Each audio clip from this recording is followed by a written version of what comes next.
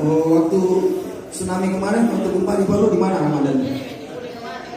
Dia habis dibully. Hah? Dari ke gunung, dicari sama mamanya. Mamanya nggak di sini? Ada. Bisa menyanyi juga mamanya? Bisa nyanyi mamanya? Oh, menari aja di sini kan?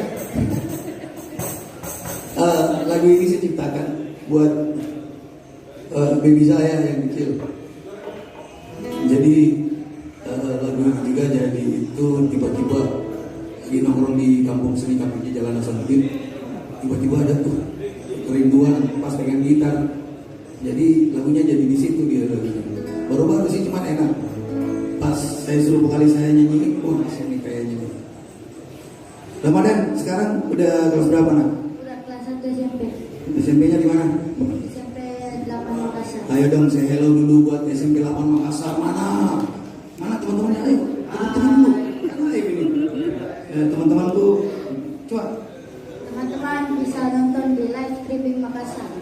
Iya, teman-teman SMP berapa? SMP 8 Makassar. Yeay. Bisa